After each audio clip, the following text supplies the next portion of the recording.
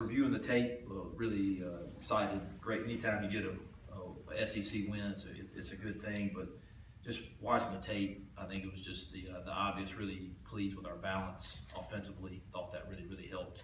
And then defensively, I really liked our energy. 7 sacks. They got some turnovers. Just really pleased with that. Injury wise, offensively had a little bumps and bruises, but nothing. I think everybody will be back. Defensively, Jerry and Street. He's in the concussion protocol. I think he'll be fine, but he will probably miss Tuesday's practice. Big Evans and Kadir Shepard will have surgery this week and be out. So Gary Wunderlich will find out how he kicks. Was very impressed with Luke Logan. He was 100%, so he stepped in there good. If Gary does come back, he'll be our kicker. I think Luke's going to be the future, but if Gary comes back, he's just been in those pressure situations before. So, but we'll see where he is later on in the week. LSU, a lot of respect for Coach Orgeron. Worked for him for a year. I was his recruiting coordinator. Obviously, very energetic guy. Learned a lot from him. Been very impressed how he's rallied his team. Very impressive. Their last 2 wins on third down. Auburn was 3 of 14, and Florida was 2 of 9. So they've done a good job getting off the field defensively.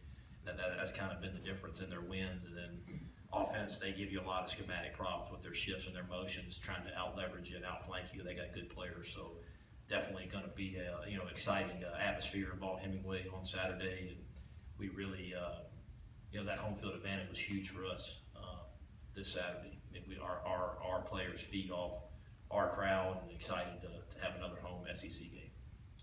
All right, raise your hand if you have a question. We'll bring the microphone to you. Who wants to go first? Question-wise. Matt, you said last week was a swing game for you guys. What does that make this week? Again, it's the next game. It's the SEC game. It's against LSU, and it's a big game because it's the next game. And I think our challenge is to carry on the momentum of our last 6 quarters into the next game. But the challenge after a win is not let a win mask some of the mistakes you made. Continue to get better week in, week out. Don't think everything is the way it needs to be. There's still a lot of improvements we need to make offensively and defensively. And I think that's important, is not let a win mask those things, to continue to get better. I think the teams that finish strong down the stretch are the teams that continue to improve. And I think we need to be 1 game better next week. I think that's what it means.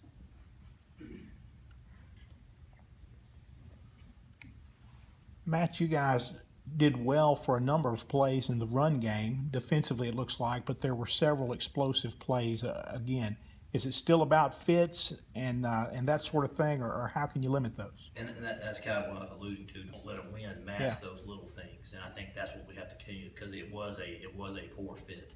It wasn't necessarily getting beat physically. It's just fitting the right spots consistently. And I think that's the challenge for a young team or for an inexperienced team, is to be consistent. Because I think you saw us do it right more, and that's where you get a win. I don't think you're ever going to be perfect, but I think the more you can do things the right way, the more offensively we can get the ball to the right spot and get it out of our hand, the more defensively we can have the guys in the right spot in the right gap, the more we'll be successful. And I think we just got to keep coming. We were 1 game better, and now next week we got to be another game better, and then continue to play with the energy. Because what happens is, if you play with energy and people run to the ball, you can overcome some mistakes, and I think that's huge.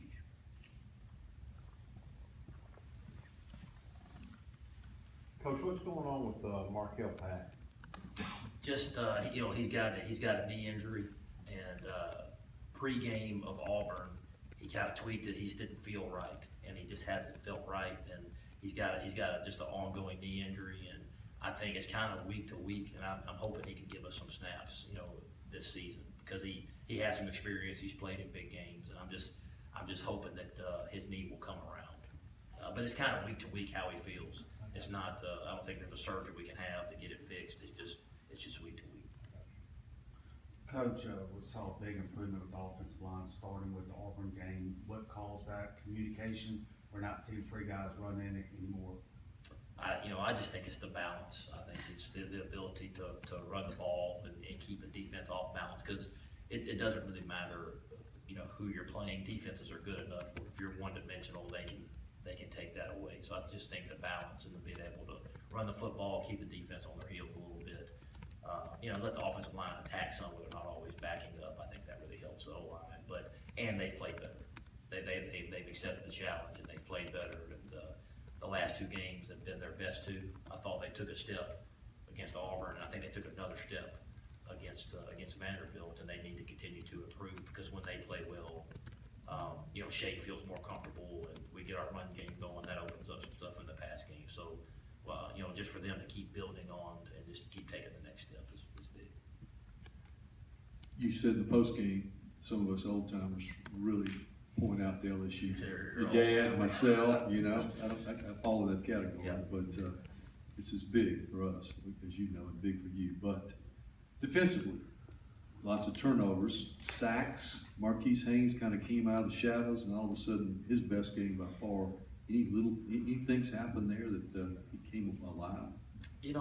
I think maybe he was pressing and just trying to make every play instead of letting the game come to him. And I think we just kind of sat down, and talked to him, and I think he wasn't having fun. He was wanting to make all these plays, and I think he looked like he was having fun Saturday. He was smiling. He just cut it loose and played within the scheme, and just really good to see him back out there having fun playing football. And I just think the overall energy, the home field crowd, everything was just, you had a different feel to it. And I think he was a big reason for that. Without giving away a game plan or anything, you thought about maybe going to a 5-man front against a running team like LSU? I think you gotta do whatever you can do to slow down those guys, but they present so many problems with the shifts and the motions and the speed sweeps, so they attack you on the perimeter.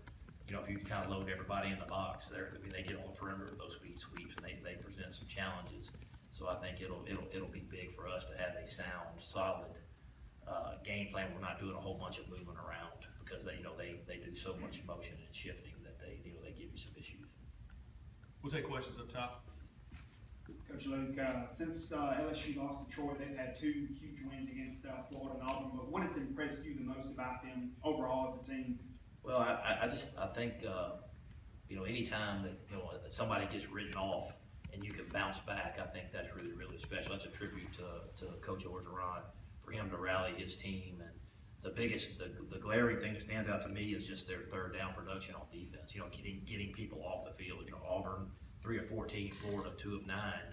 That's a recipe for winning football games, and just been very, very impressed with how they rallied. I mean, to go on the road and get a win, at Florida, they come and beat a top 10 team. I mean, they obviously have things going in the right direction. So we got our work cut out for us.